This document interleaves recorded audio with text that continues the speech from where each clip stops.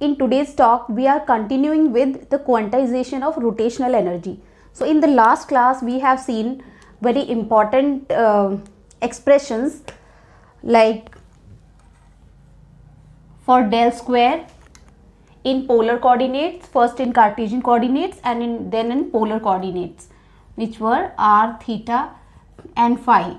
And we have seen an expression for operator L square also, and we separated the variables,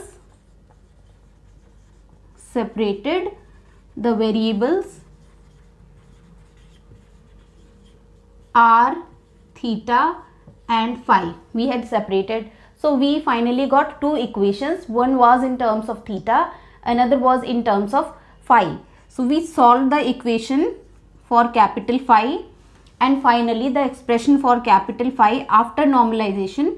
This is a function of small m. After normalization we have got the e raised to power iota m phi. This was the expression. M here is the magnetic quantum number.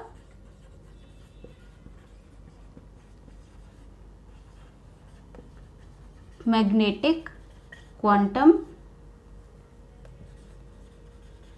number, and possible values for m was m is equal to 0, plus minus 1, plus minus 2, plus minus 3 and so on. So these were the possible values for this magnetic quantum number m. So we can find out the various values of capital phi for different values of this m. So let's see values of m. What will be the different values of capital phi? When m is equal to 0, if I put 0 over here, this will become 1, this factor will be 1, and phi m will become 1 by 2 pi root. So this will be, for m is equal to 0, the corresponding value for capital phi is, we can call it phi 0, which is 1 by 2 pi. For minus 1, when m is equal to minus 1, we have phi minus 1 will be equal to 2 pi root e raised to power minus iota phi. Similarly for plus 1, we have 2 pi iota phi. So this way you can substitute the different values of m and you will get different expressions for phi m. After solving phi equation, our next step is to solve theta equation. So theta equation, which we separated in the last class, was this one. We are equating it again with m square, the way we equated the phi equation with m square. So you are equating this equation. Now it's again a complicated one, and we need to simplify this further to solve it, or to solve for capital theta. So for that we need to make some substitutions. So we are introducing a new factor, which is zeta over here. So we put cos theta is equal to zeta. So with the help of this function, now we will transform this entire equation of theta in terms of zeta, so that we get a simplified equation and we can easily find out its solution. So see, now we are replacing cos theta with zeta. So we have to replace d upon d theta also. So to find out the value of d upon d theta, we do it this way. D zeta upon d theta into d upon d zeta will be equal to this factor. So when you find out d upon d zeta from this equation, and d zeta upon d again this factor also, we can differentiate this with theta to find out this value, which will become equal to minus sine theta, and this factor is as it is. Alright, now sine square theta can also be find out in terms of zeta. So we have sine square theta is equal to 1 minus cos square theta, which is equal to 1 minus zeta square from this equation. Alright, so after substituting all these factors, I am not doing it in detail stepwise, because this solution is not required for you. You just theta. So after making all these substitutions, this theta, capital theta function will be equivalent to this capital P zeta. This is another function which is a function of zeta. All right. So this equation is now transformed in terms of zeta only, and we will write down its solution. We will write down its solution in terms of P, M and zeta. After that, it will be converted into theta. Seen, theta is transformed into some function P. Now solution of that equation is Pj raised to power mod of M. So only positive value of M, and this Pj is called associated Legendre's polynomial. Associated Legendre's polynomial, which is in the form of this function in terms of zeta and another function Pj. So this Pj is Legendre's polynomial. It is mentioned over here. This is Legendre's polynomial and given by this value. This one is associated Legendre's polynomial and this is Legendre's polynomial.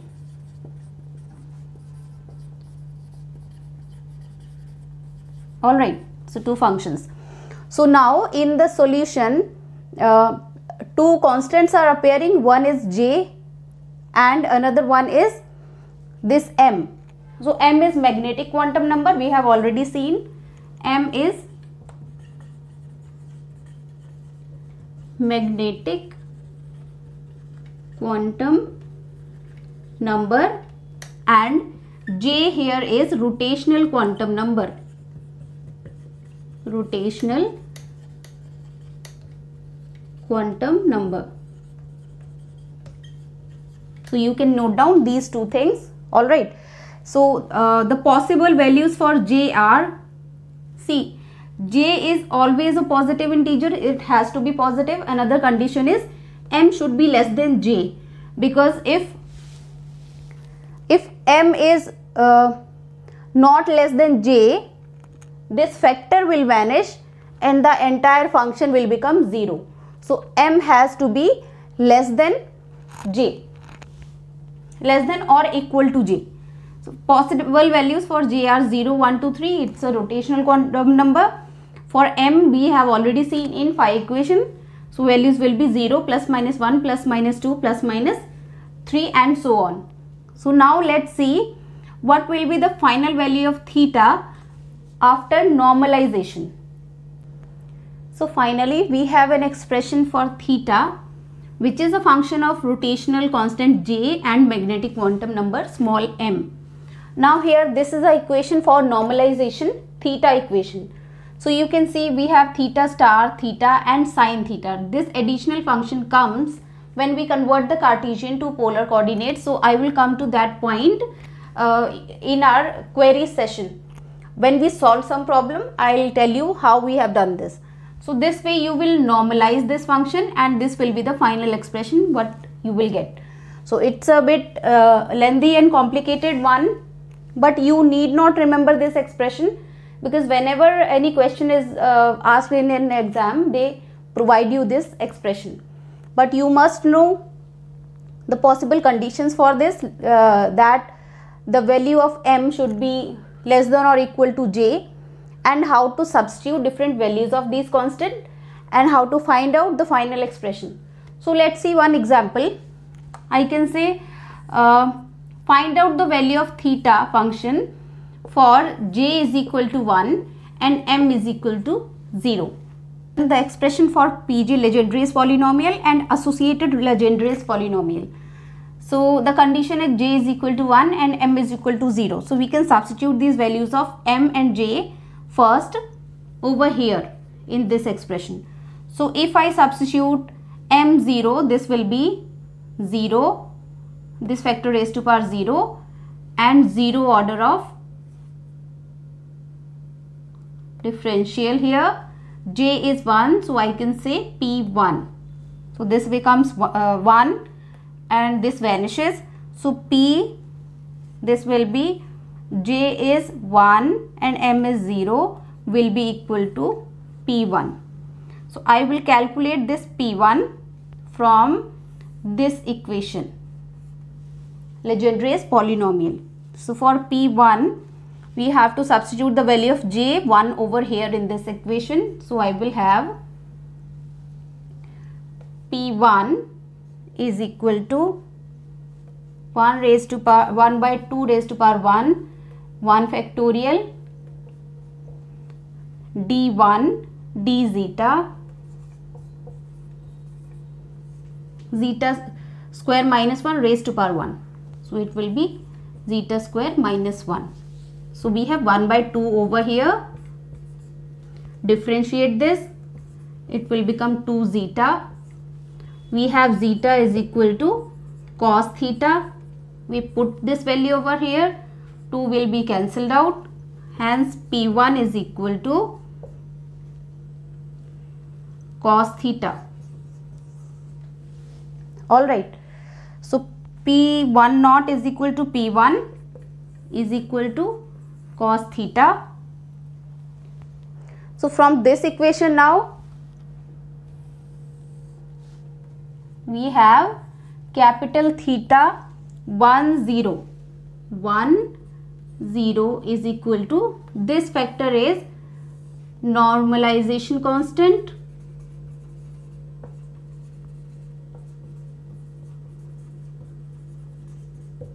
and we have calculated Pjm from here, which is equal to cos theta. So in this equation I will put j is equal to 1, so it will be 2 plus 1, 1 minus 0 is 1, 2 into 1 plus 0, it will be 2. This is j is 1, m is 0, so 1 factorial is 2,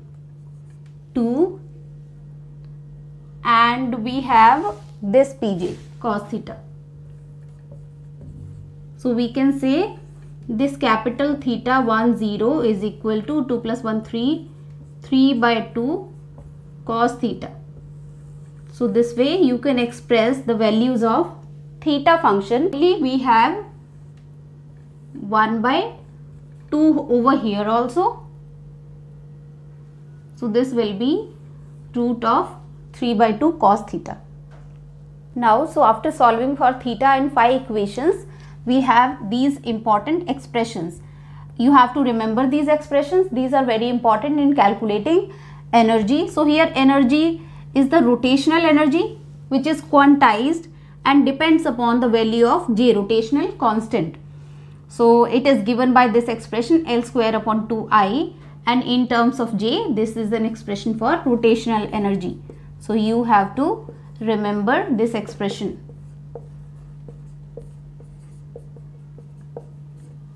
Or I can be expressed in terms of mu r square also, which is the reduced mass of the system, and r is the distance between the two attached bodies. So we can have expression like j plus 1 h square 8 pi square mu r square. So this way you can calculate energy for any rotating system, and this is angular momentum, total angular momentum. Now another thing is, what is the physical significance of small m, magnetic quantum number? So let's see. For this we have to assume this, we have to take this z component of operator of angular momentum, which is h upon 2 pi iota, and it is in terms of phi. And the phi equation we already know is 1 by 2 pi root e raised to power iota m phi.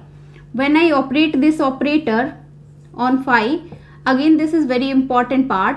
This is easy also. You simply have to operate this operator on phi, because in questions sometimes they ask prove that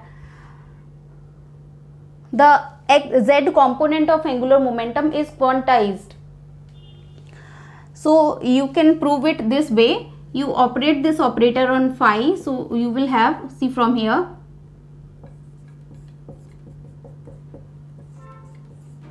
and the function inside e raised to power iota m phi. Alright, so this will come out 2 pi raised to 2 pi iota 1 by 2 pi outside. Differentiate this function, this will be m e raised to power iota m phi. So iota cancels out, h upon, or m will be here, so it will be m into h upon 2 pi, and this function is same. So we can say this is again capital phi. So we can say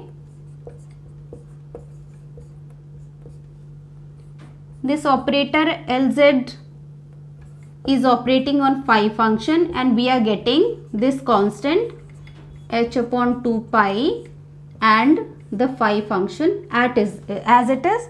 Hence this equation is eigenvalue equation. So we can say this is the component of z component of angular momentum. So this is the value of z component of angular momentum, which is Lz. Lz here is operator and that is the physical value. So this is the difference. So you must remember, I will write here, this Lz component when operated on phi, this will be Lz into phi. This type of equation you have obtained, and here Lz is coming out to be m h upon 2 pi. Or we can write this expression for Lz is equal to m h bar. Here h bar is h upon 2 pi. So they sometimes ask in the exam, prove that z component is equal to m h bar, or for m is equal to 1, prove that Lz is equal to h bar, and so on. For m is equal to 2, Lz will be equal to 2h bar, and so on.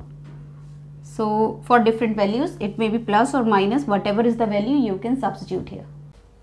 And for the energy expression, we had energy function of J, rotational constant, is equal to J plus 1 h square by 8 pi square I is moment of inertia, and if we replace I with mu r square, we can have J plus 1 h square upon 8 pi square mu r square. So this way we can have expression for energy. This energy can be converted to wave number, frequency, wavelength with the help of various expressions we already know.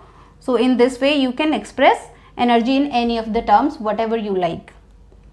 So let's do one problem on polar coordinates. This one example which says normalize the function this over the interval r is less than equal to 0 to less than equal to greater than equal to 0 to less than equal to infinity, and theta lies between 0 to pi, phi lies between 0 to 2 pi. So these are the limits provided. Before we solve this problem, we must understand what is the normalization condition. So we know that the normalization condition is psi star psi d tau, which is the volume element, is equal to 1. This was the normalization condition. Now in Cartesian coordinates we had this d tau, which is volume element, is equal to dx, dy and dz. But when this Cartesian coordinate volume element is converted to polar coordinates, we have an expression for this, which is r square sine theta dr d theta d phi, or we can separate them like we have these three terms, r square dr sine theta d theta and d phi. So the volume element d tau will be equal to this entire function. So if you are going to normalize any function in polar coordinates, you have to put this entire term in place of volume element d tau and for its respective limits also. So let's do it. So as per this, apply the normalization condition on the given function. The given function is psi is equal to e raised to power minus r. So we assume that n is the normalization factor. Alright, now I apply this, I substitute the value of psi and psi star over here. So we have three variables. So triple integral and psi star, psi, okay, I will put the value here, n e raised to power minus r star, n e raised to power minus r, and the volume element d tau. So the volume element will be equal to this factor here, right? I'll write it in next step. So for the r, we have limits 0 to infinity provided, and theta 0 to pi, next 0 to 2 pi for phi. From here I will have n square e raised to power minus 2r, and this volume integral r square sine theta dr d theta and d phi is equal to 1. This is the normalization condition. N square is a constant. I am taking it out of the integral sign, and I am separating the variables also, r and dr. So we have r square dr and 0 to pi sine theta d theta and 0 to 2 pi 1 d phi is equal to 1. So this is the complete equation. Now for this equation, the standard integral is already provided. We can evaluate these two very simply. So let's see further how to simplify this. So the value of standard integral is given by this equation. X raised to power n e raised to power minus ax dx is equal to n factorial by e raised to power n plus 1 factorial. A has to be a positive greater than 0 and n is a positive integer. So we have to compare our equation with this. So in our case we have x is equal to r and n is equal to 2, a is equal to 2. So these are the terms. We can find out the value of this integral for our condition. So we can say this value r square 0 to infinity e raised to power minus 2r dr for our equation will be n factorial, 2 factorial and a 2 raised to power n plus 1. N plus 1 means 2 plus 1. So this is 2 factorial 2 and 2 raised to power 3 is 8. It is 1 by 4, 2 cube, right? So 1 by 4 we have the value of this integral. Now let's solve other two, these two. So this one 0 to pi sine theta d theta. This will be equal to minus cos theta 0 to pi. So it will be cos pi is minus 1. So minus cos pi minus cos 0. So this will be plus. Okay. So minus and minus 1 will be plus 1. So is equal to 1 plus 1 is equal to 2. Now for this one phi equation, we have 0 to 2 pi 1 d phi is equal to, this will be phi and 0 to 2 pi. So this value come out to be 2 pi. So we substitute all the three values in this equation. So we have, from this equation we will have 1 by 4 into 2 into 2 pi, and here we had n square also is equal to 1. So we have 4, 2 cancelled out, n square is equal to 1 by pi, or we can say normalization constant is equal to 1 by pi. So this is the value for normalization constant. Hence the final wave function will become psi is equal to 1 by root pi e raised to power minus r. So this way you can find out, you can normalize any wave function, but you must remember the value of this volume element, which is very important.